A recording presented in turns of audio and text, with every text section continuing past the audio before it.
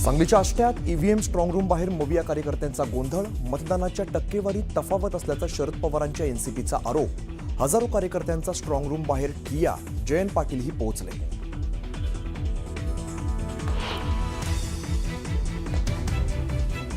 सिल्लोड शहरात निवडणुकीवरून राडा, भाजप शिवसेनेचे कार्यकर्ते पोलीस ठाण्यासमोर आमने सामने, गर्दी पांगवण्यासाठी पोलिसांकडून लाठीचार्ज।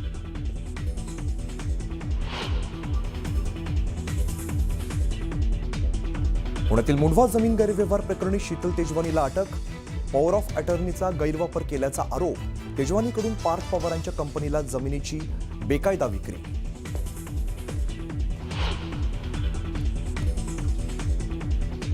राज ठाकरेंनी घेतली संजय राऊतांची भेट, राज ठाकरेंकडून राऊतांच्या तब्येतीची विचारपूस।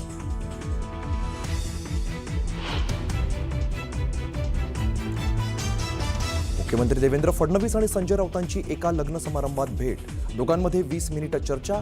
फडणवीसांनी राऊतांच्या प्रकृतीची विचारपूस केल्याची माहिती, तर भेटीच्या वेळेला मंत्री आशिष शेलारही होते उपस्थित आणि या भेटीमुळे चर्चांना उधाण।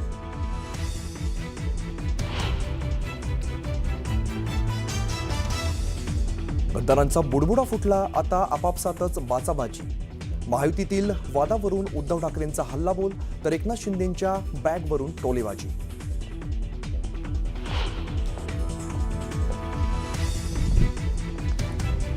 केंद्रीय मंत्र्यांचा दावा चुकीचा ठरवणारी राज्य सरकारची पत्र, न्यूज 18 लोकमत चाहती। शेतकऱ्यांच्या पॅकेजसाठी केंद्राकडे पाठपुरावा करणारी 2 पत्र समोर, पहिलं पत्र 27 नोव्हेंबरला तर दुसरं पत्र 2 डिसेंबरला।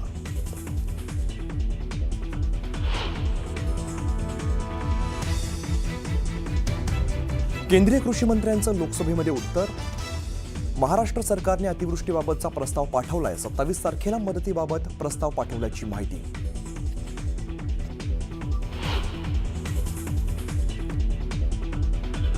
छत्तीसगडच्या बिजापूर जिल्ह्यात माओवाद्यांसोबत मोठी चकमकीत 5 माओवादी ठार, माओवाद्यांच्या हल्ल्यात 2 जवान शहीद।